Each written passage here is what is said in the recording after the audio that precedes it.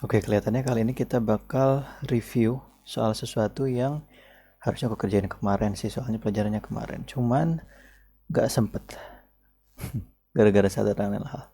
Jadinya kita bakal lakukan hari ini ya. Ini kita bakal ceritanya review tentang kuisku di minggu pertama, yang mana topiknya itu tentang dasar-dasar dari kinematika, ya, khususnya yang gerak lurus dan sedikit vektor. Ya, di sini ada 10 soal yang bisa kita kerjakan dan kita bakal coba kerjakan semua sambil coba nginget-nginget lagi konsep dan pemahaman kita soal kinematika dan vektor. Oke. Oke, sekarang kita bakal mulai dari nomor 1 dulu ya. Bisa nggak kita select dua-duanya ini? Nah, bisa. Kita mulai dari nomor 1, kita pindahin dulu ke bawah. Oke, nomor 1. Manakah yang bukan gerak dipercepat?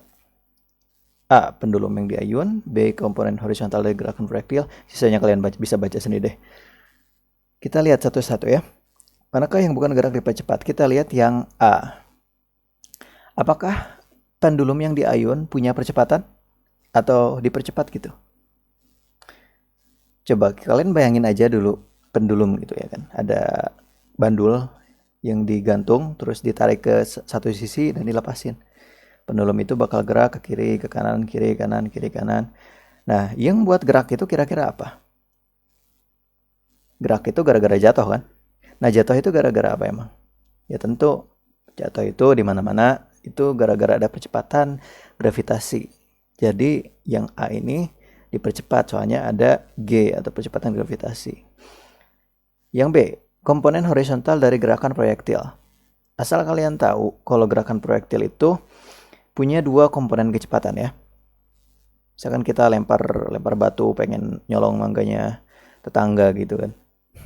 Kita lempar batu terus miring kayak gini, punya sudut. Nah, untuk kecepatan ini kita kan ngelemparnya dengan kecepatan awal tertentu kan, dengan seberapa keras kita lempar lah istilahnya. Nah, sebenarnya kita bisa bagi kecepatannya itu dipisahin jadi komponen horizontal yang ke samping. Kita sebut kecepatan kita V0 ya. Terus yang komponen horizontal ini kita sebut V0x gara-gara di sumbu x, dan satu lagi yang ke atas V0y, kecepatan awal di sumbu y. Kalau kalian pikirin, ini kan ceritanya kita lagi lempar batunya di bumi ya. Kita perhatiin satu-satu. Pertama, kita perhatiin yang komponen vertikalnya. Kalau kita lempar sebuah batu lurus ke atas, akhirnya batu itu bakal jatuh lagi ke bawah kan. Nah, lagi-lagi jatuh ini gara-gara adanya percepatan gravitasi. Berarti untuk si komponen vertikal ini dia dipengaruhi gravitasi. Nah, kalau yang X gimana? Yang di sumbu X yang kecepatan ke arah itu samping kayak gini. Nah, sebenarnya nggak ada percepatan yang berlaku di sini. Artinya kalau nggak ada percepatan di sumbu X minimal ya, nggak ada percepatan di sumbu X. Nah, kalau kayak gitu konsekuensinya apa? Konsekuensinya si V0x ini bakal terus punya kecepatan yang sama dari awal sampai akhir, nggak berubah-ubah. Mungkin oke lah, ada kayak gaya apa namanya teh, drag dari udara, ada gaya tarik dari udara, itu hambatan udara. Cuman biasanya kalau kita ngerjain soal yang kayak gini nggak bakal dihitung soalnya kecil banget hambatan udara itu. Oke, jadi buat ini kita aman buat nganggap bahwa di sumbu X nggak ada percepatan sama sekali ya. Nah, berarti jawabannya ini yang B. Kita coba yang lainnya ya, cek yang lainnya. Yang C, gerak melingkar dengan kecepatan konstan. Nah, gerak melingkar dengan kecepatan konstan, misalkan kita punya ada tali yang di ujungnya tuh ada batu deh, ada batu ya. Tuh, ini ada batu ceritanya. Terus kita puter-puterin. Nah, pas kita puter-puterin, berarti si batunya ini muter kan? Terus muter gitu. Nah, muter. Menurut kalian, bentar. Terus kita misalkan kecepatan dengan kecepatan linearnya itu kecepatan kayak gini ya. Kecepatan dalam satu arahnya itu misalkan 5 meter per detik deh. Nggak tahu itu masuk akal atau enggak, tapi oke lah. Buat sekarang anggap aja masuk akal. Misalkan 5 meter per detik. Dan 5 meter per detik ini berlaku dari awal sampai akhir, pokoknya sepanjang perputaran ini 5 meter per detik aja ya, untuk kecepatan linearnya. Nah, kalau kayak gitu berarti nggak ada percepatan dong? Ya belum tentu. Yang namanya gerak melingkar, percepatan itu selalu ada. Kok gitu? Nah, percepatan inilah yang bikin si bola ini, si batu ini bisa bergerak di lintasan lingkaran. Kalau misalkan ini nggak ada percepatan, kita putusin nih misalkan itu si talinya. Apa yang terjadi sama si bola? Bola lagi batu. Apa yang terjadi sama si batu? Ya tentu kalau si batu lagi bergerak ke sini misalkan, begitu talinya diputus, berarti udah nggak ada percepatan lagi, dia bakal lurus. Dia bakal lurus batunya, ngacelang sampai entah mana. Jadi sebenarnya ada percepatan. Nah, percepatan inilah yang narik si batu ini biar nggak terlempar keluar. Percepatan ini disebut percepatan centripetal acceleration. Makanya buat yang C ini salah juga. Yang D, komponen vertikal dari gerakan proyektil. Kita udah sebutin tadi ya, komponen vertikal yang ini, yang case sesuatu yang dilempar, itu tuh mengakibatkan jatuh. Nah, jatuh itu gara-gara gerak gravitasi. Jadi oke lah ya. Oke, terus yang E, gerak bumi mengitari matahari. Ingat ya, gerak bumi mengitari matahari itu sama aja kayak kita pakai case yang gerak melingkar ini. Sama-sama punya percepatan ke arah tengah-tengah atau percepatan sentripetal. Berarti salah juga. Oke, jadi nomor 1 udah ya. Jawabannya pasti yang B. Komponen horizontal sejak dia nggak ada percepatan di sumbu itu. Ya. Nomor 2. Sebuah batu dilemparkan vertikal dengan kecepatan awal 19,5 meter per sekon. Tinggi maksimal batu tersebut. Oke. Kita pindahin ke bawah. Oke. Buat yang nomor 2. Kita tahu apa aja pertamanya? Data-datanya. Kita punya bahwa tahu bahwa kecepatan vertikalnya itu atau V0Y itu 19,5 meter per detik ya. Tinggi maksimal batu tersebut adalah berapa? Oke, aku bakal nganggap bahwa kalian semua itu udah paham benar sama, bukan paham benar, minimal hafal sama rumus-rumus dasar dari gerak lurus berubah beraturan. Ya, misalkan buat nginget-nginget lagi, kita punya misalkan X sama dengan V0T plus setengah AT kuadrat. Terus kita juga punya V kuadrat sama dengan V0 kuadrat plus 2X. Terus apa lagi ya yang belum? Ya udahlah, minimal ini dulu. Ya, kali ini kira-kira kita bakal pakai yang mana? Kita cuman perlu salah satu dari dua ini. Nah, yang mana? Kira-kira ya. Nah, buat itu kita perlu lihat data-datanya. Oke lah, mungkin kita pertimbangkan yang persamaan yang ini. Kita butuh apa aja? V0. Oke, kita udah punya V0. T, waktu. Nah, waktunya kita nggak ada. Jadi mungkin kita bisa simpan dulu ini buat nanti, tapi gara-gara waktunya nggak ada, mungkin ini bukan jawaban yang tepat ya. Terus yang ini, yang persamaan kedua gimana? V0-nya kita tahu, kita tahu kecepatan awalnya. Terus A kita tahu nggak? Ya tahu, soalnya kan ini dilemparkan vertikal berarti punya percepatan, yaitu percepatan gravitasi. Oke, kita tahu juga. Terus X ini kita bakal pakai dicari buat nyari tinggi maksimal ini. Terus V kuadrat gimana? Ini nggak disebutin kan? Disebutin. Emang nggak disebutin sih, cuman tersirat. Ingat, ini sebuah batu dilemparkan vertikal dengan kecepatan awal 19,5 meter per sekon. V itu, ini artinya kecepatan akhir. Kalau misalkan sebuah batu dilemparkan ke atas, sampai tinggi maksimalnya, kecepatan batu itu kira-kira berapa? Dia naik ke atas, melambat, akhirnya 0. Kecepatan akhirnya bakal jadi 0 meter per detik. Kita tahu ini, kita bisa pakai rumus yang ini. Gitu. Oke, buat nyari si tinggi maksimum. Kita tinggal masukin V kuadrat. Kecepatan akhirnya 0. Terus V0 kuadrat, kecepatan awalnya itu 19,5 meter per sekon dikuadratkan ditambah 2 dikali A. A itu percepatan gravitasi. Ingat ya, kita anggap positif di sini arah ke atas. Percepatan gravitasi itu ke bawah kan, ke arah pusat bumi. Berarti kita anggap negatif di sini. 8 meter per sekon kuadrat. Terus dikali X. Nah, kita pengen nyari X. Jangan X deh, height, tinggi maksimal. Berarti kalau kita hitung 0,0 ya, 0 sama dengan 19,5 kuadrat min 9,8 dikali 2 berapa? 19,6 ya, min 19,6 H. Kita pindah ruaskan, 19,6 H sama dengan 19,5 kuadrat. Untuk H-nya berarti 19,5 kuadrat per 19,6. Sama dengan berapa? Ya nggak tahu. Kita hitung dulu. Coba ya, 19,5 pangkat 2 dibagi 19,6. 19,4. Hasilnya 19,4. 19,4 meter. Oke, udah ketemu. Ada satu cara lagi pakai hukum kekekalan energi, tapi kelihatannya bukan ide bagus buat kita sampai ke bab situ, soalnya nanti kita bakal bicarakan energi di bagian selanjutnya mungkin, bukan di kuliah yang sekarang. Jadi ya mungkin udah dulu. Oke, ini udah 10 menit 2 soal doang. Oke, kita perlu percepat lah. Aku harusnya nggak ngambil waktu sebanyak ini. Oke lah, kita gesit ya. Masalah konsep ntar. Kita percepat speedrun. Kita coba speedrun dari 3 sampai 10. Oke. Harusnya nggak bakal lebih dari beberapa menit.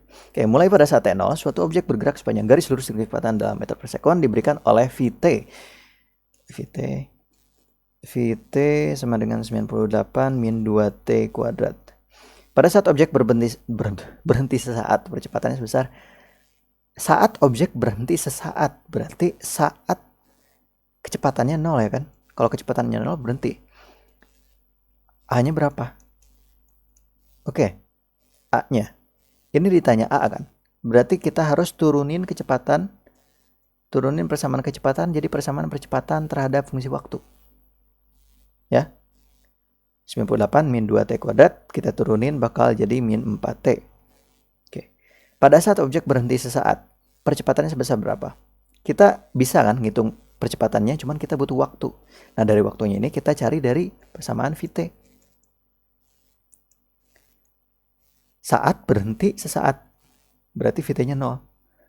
Sama dengan 98 min 2T kuadrat. Bla bla bla, bla bla bla, bla bla bla bla bla, 7 hasilnya. 98 dibagi 2 itu 49. Terus akar dari 49 itu 7 gitu. Berarti waktunya itu 7 detik. Langsung aja kita masukkan ke persamaan percepatan min 4 dikali 7 sama dengan min 28. Res, ketemu ya. Oke, lanjut. Nomor 4. Whoops. Nomor 4. Ini kita copy mungkin. Terus kita paste. Nah gitu. Sama aja dong. Oke. Paste di sini aja. Nah, gitu. Kita punya V sama dengan V ya, V sama dengan 2 meter atau M, 2M deh. Ini kita nggak tahu ini M meter atau apa.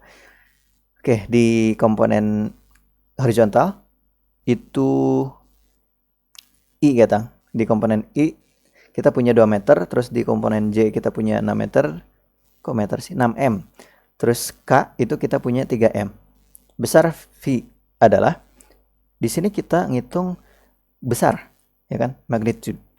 Seberapa besar kalau misalkan ketiga ini jadi sebuah resultan. Gitu. Kalian masih ingat Pythagoras kan? Kalau misalkan kita punya 2 sisi tegak, kita punya sisi tegak dan sisi yang datar kayak gini. Terus kita pengen nyari ini. Kita punya A, B, C. Buat nyari C gimana caranya? Buat nyari C itu pakai rumus Pythagoras kan? Gini. Nah, ini juga sama. Buat nyari besarnya, kita cuman perlu, ini simbol besar gini ya. Kita cuman perlu kayak tadi, 2 pangkat 2 ditambah 6 pangkat 2 ditambah min 3 pangkat 2. Aku kelewat sesuatu, M-nya nggak ada. Tulisin lagi. Ini berarti 2M kuadrat harus diambil ya. Ditambah 6M kuadrat ditambah min 3M kuadrat. Dan ini diakarkan. Sudahnya hasilnya bakal jadi 4M kuadrat ditambah 36M kuadrat ditambah 9M kuadrat. Ini bakal berujung jadi 36 tambah 4, 40, 49. Berarti akar 49M kuadrat. Hasilnya adalah 7M. Ya, gitu. Lanjut. Nomor 5. Grafik berikut merepresentasikan gerak lurus. Malah ketangkap yang itu dong. Merepresentasikan gerak lurus dari sebuah mobil. Berapa jarak yang ditempuh mobil antara T sama dengan 2 dan T sama dengan 5? Oke, kita kerjain. Sederhana. Kalian tahu kan rumus jarak itu distance sama dengan V dikali T, ya kan? Nah, kita di sini punya grafik V terhadap T. Berarti kalau misalkan yang ini V dan T kita kaliin, kita bakal dapat jarak. Berarti buat dapat jarak kita tinggal hitung luas di bawah garis. Yaitu antara T sama dengan 2 dan T sama dengan 5. Berarti antara sini sama sini. Berarti kita tinggal hitung luas yang ini. Luas persegi. Kalau luas persegi masih ingat kan? Kalau nggak ingat silakan tanya adikmu yang masih di kelas SD. Langsung hitung aja. 12 kali 3 sama dengan 36 meter. Oke, beres. Lanjut nomor 6 ya. Dua buah proyektil terbang dengan kecepatan yang sama. Percepatan relatif antara satu dengan yang lain adalah berapa? Ini kita nggak perlu ngitung. Kita sama sekali nggak perlu ngitung. Ini cuman tes konsep aja. Oke. Aku pengen kalian tutup mata kalian dan bayangin. Dennis, kamu bayangin. Kok malah inget itu ya? Oke, kamu bayangin lagi nutup mata ya. Kamu bayangin kamu tuh lagi ada di sebuah meriam, di dalam sebuah meriam. Dan kamu bakal dilemparin di tembakan ke suatu menyeberangi jurang gitu kan. Dan kamu lihat di samping kamu ya, di samping kamu tuh ada teman kamu juga. Nah, kalian bakal ditembak dengan gaya yang sama, dengan istilahnya power yang sama gitu kan. Nah, waktunya udah tiba, kalian udah mau ditembakkan. Akhirnya boom, ditembaklah. Dan pas lagi meluncur ya, kamu ngelihat temanmu dan temanmu juga ngelihat kamu gitu. Nah, kalian berdua punya kecepatan yang sama. Dan ketika ngelihat temanmu, gimana? Dia lebih cepat? Apa dia lebih lambat? Atau dia jatuh sendiri dan kamu masih jalan? Atau gimana? Ya, kayak yang pernah kita alami di jalan raya mungkin ya. Kalau kita lihat dia gara-gara kecepatan yang sama, kita nggak bakal lihat dia bergerak sama sekali. Kayak seolah-olah dia tuh diem. Ya, nah disitulah percepatan relatif bermain. Percepatan relatif itu percepatan menurut titik acuan, menurut siapa yang ngelihatnya. Nah, gara-gara kita ngelihat teman kita dan teman kita juga ngelihat kita dan kita tuh saling lihat bahwa kita tuh diem, ya, itu berarti percepatan relatifnya 0 ya kan? Diem, gara-gara diem.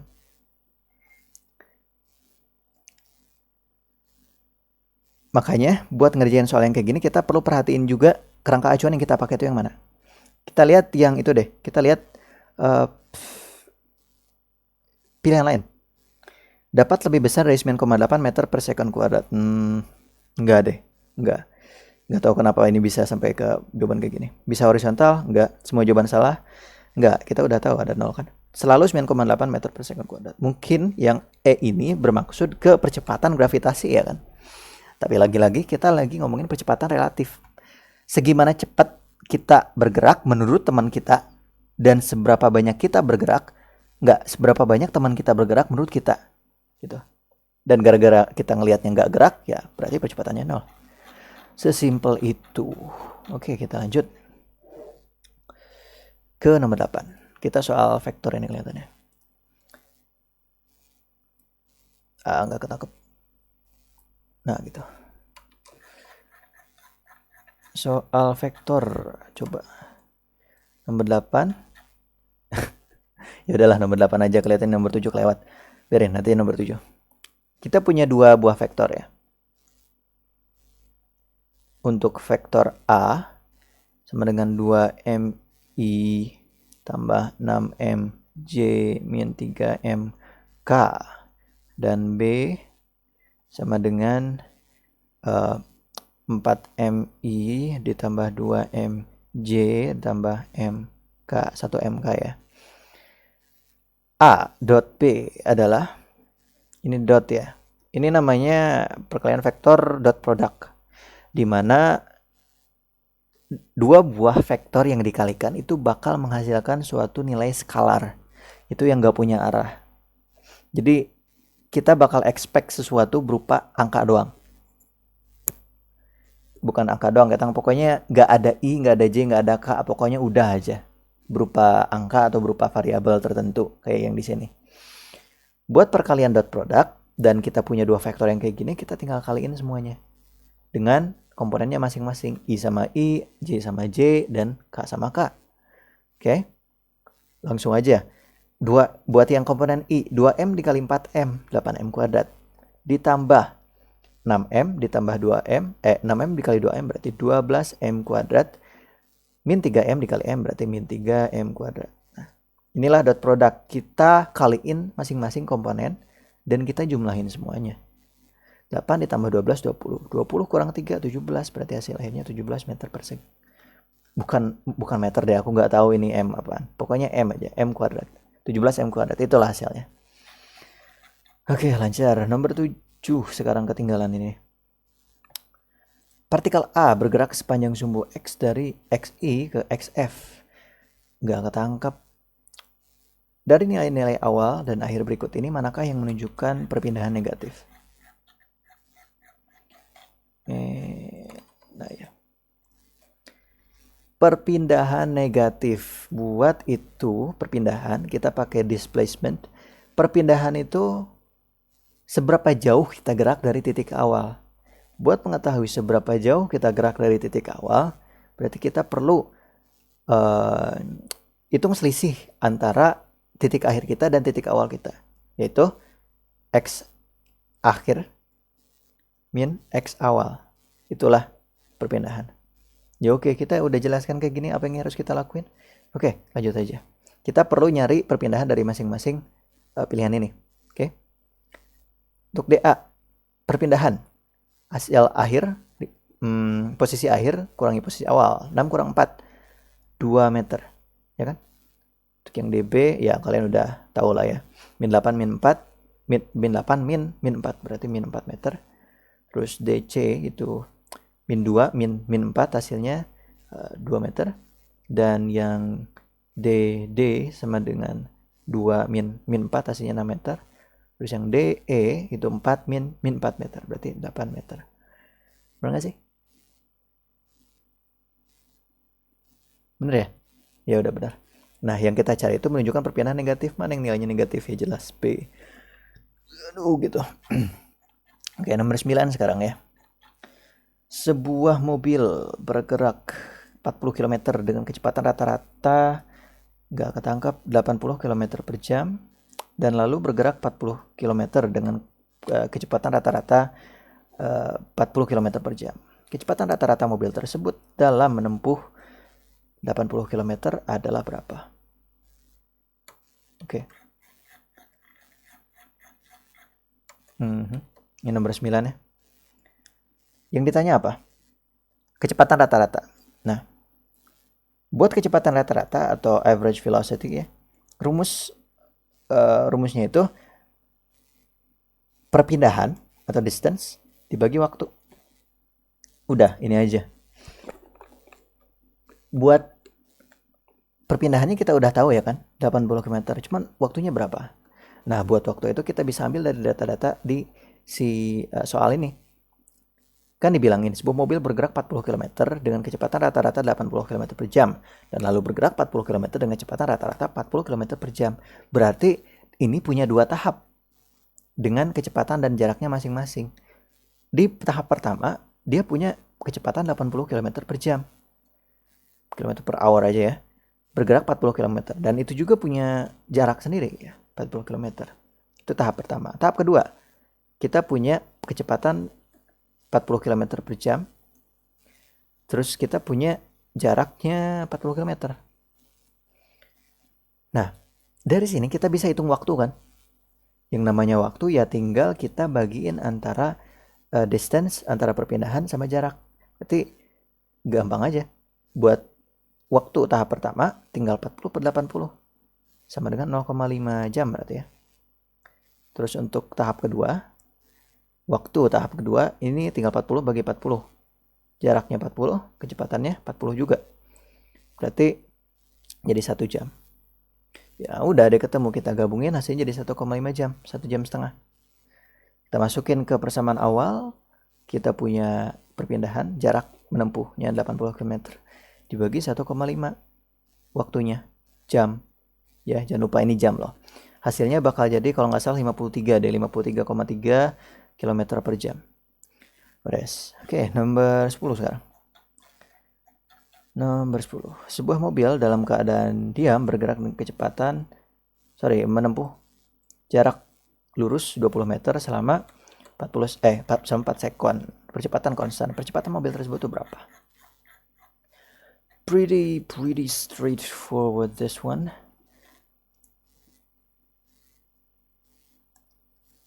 Data apa aja yang kita punya? Jarak lurus 20 meter. Distance 20 meter. Selama waktu 4 sekon.